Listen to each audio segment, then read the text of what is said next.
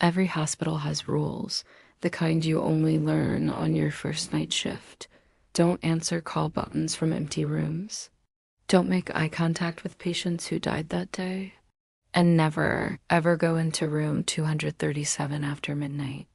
Sarah learned why the hard way. St. Michael's Hospital had been standing for 127 years. The old wing, the one they kept promising to demolish, but never did, smelled like antiseptic trying to mask something much, much older. Something that had seeped into the walls over decades of pain, fear, and final breaths. Sarah was 24, fresh out of nursing school, and desperate enough to take the night shift position that 3 other nurses had quit in just the past 2 months.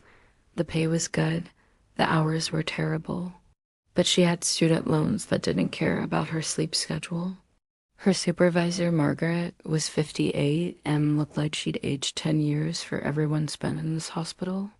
Room 237, Margaret said during the orientation, her voice completely flat. It's been closed for renovations for 6 months. The door should be locked. If you hear the call button from that room, she paused, her hand trembling slightly as she poured her third coffee of the night. Ignore it. Why? Sarah asked. Margaret's eyes met hers. For a moment, Sarah saw something there, not anger, not annoyance, fear, because nobody's in there.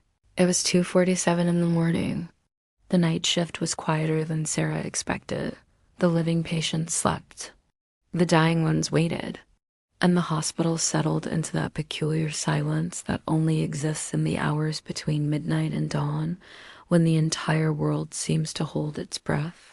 She was checking medication charts at the nurse's station when she heard it. Ding. The call button light flickered on the main board. Room 237. Sarah's blood ran cold. She stared at the light. It couldn't be. The room was empty, locked. Margaret had shown her the chain and padlock on the door herself. Ding, ding. More insistent now. Sarah's hands shook as she picked up the phone to call Margaret, but something stopped her. What if it was just an electrical malfunction? What if she panicked over nothing on her very first night? She'd look incompetent, paranoid. She decided to check it herself. Just a quick look. The walk down the corridor to room 237 felt longer than it should have. The fluorescent lights flickered overhead. They always did in the old wing. Margaret had said something about the wiring, but now each flicker felt intentional. Like something was counting her steps. She reached the door. The padlock hung open, the chain dangling loose, completely undone. Hello? Her voice sounded so small in the empty corridor. Is someone in there? The door creaked open, all by itself. The room was freezing. Sarah could see her own breath misting in the air, even though the rest of the hospital was overheated as always. The hospital bed sat in the center, stripped bare, no sheets, no pillows, just a stained mattress that had clearly seen too much. But the call button cord hung over the bed rail, swinging, as if someone had just let it go. Then she saw the patient chart clipped to the foot of the bed. Her nursing training kicked in before her fear could stop her. She picked up the chart, her hands trembling. Patient name. The ink was smeared, unreadable. Admission date, October 13th, 1997. Condition, terminal. Then she read the notes. Patient continues to call for nurse. Patient insists they are not ready. Patient died at 2:47 a.m. Patient will not stop calling. Sarah dropped the chart. It was 2:51 a.m. now. 4 minutes since the call button first rang. You're new. The voice came from right behind her. Sarah spun around. A man sat in the corner chair, a chair she was certain had been empty just a moment ago. He wore a hospital gown, the old kind they stopped using years ago. His skin had a grayish tint. His eyes were sunken but alert, watching her. I've been waiting for someone to answer, he said softly. They always ignore me now. Sir, you shouldn't be in here. This room is closed. He smiled. It wasn't a cruel smile. It was sad, infinitely sad. I know. I'd been trying to leave for 27 years. Sarah's heart hammered against her ribs. 27 years. She glanced at the date on the discarded chart. 1997. He saw her look. They won't let me go, he whispered, his voice cracking. Every night I wake up, it's always the same time. I press the button. I want to tell someone I'm not ready, but no one ever comes. Or if they do, they run. Sarah swallowed hard, her professional training battling the primal terror screaming in her mind. What do you need? She asked, her voice barely a whisper. The man's sad eyes locked onto hers.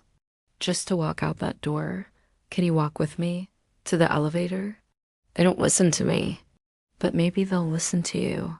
Every instinct told her to run, to scream, to get out of this frozen room and never look back. But the look on his face, it wasn't monstrous.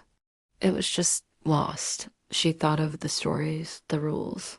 Don't answer the call. Don't engage. Okay, she heard herself say. Okay, I'll walk with you. The man stood up, and for the first time, Sarah noticed how translucent he seemed around the edges, like gold film.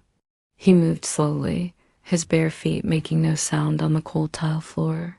He walked beside her, not touching, but she could feel the chill radiating from him. As they stepped out into the hallway, the flickering lights overhead went completely still. The silence of the corridor was absolute. They walked toward the elevators at the end of the hall, each step feeling like an eternity. He didn't speak. He just kept his eyes fixed on the elevator doors, like a man staring at salvation. When they reached the elevators, Sarah pressed the down button. The light glowed, and a moment later, a soft chime announced its arrival. The doors slid open with a gentle whoosh, revealing the empty car. This is it, the man said, his voice filled with a strange mix of hope and weariness. He turned to Sarah, and for the first time, his sad smile reached his eyes. Thank you. He stepped inside. As the doors began to close, he looked at her one last time. They need a new nurse in here now, he said. The doors slid shut, cutting off his words. Sarah stood there, her body trembling, her mind reeling. He was gone. She had done it. She had helped him leave. Relief washed over her, so powerful it almost brought her to her knees. She took a deep breath, the normal, warm air of the hallway filling her lungs. Then she heard it. From behind her, from inside room 237, ding, the call button. Sarah's blood turned to ice. She slowly turned around. Standing in the doorway of room 237, silhouetted against the darkness within, was a figure. It was her, a perfect copy of herself, wearing her scrubs, her ID badge. The figure in the doorway smiled. It was her smile, but it was cold, empty. They need a new nurse in here now, the figure repeated, its voice a perfect imitation of her own. And you're it. The figure raised a hand and beckoned her inside. The last thing Sarah saw before the darkness took her was the call light for room 237 on the main board, glowing steadily, waiting to be answered. And she finally understood the last unspoken rule of the night shift. Sometimes when you answer the call from an empty room, you don't find a ghost, you become one. Thanks for watching. If you enjoyed this story, don't forget to like, subscribe, and hit that notification bell so you don't miss our next descent into the darkness.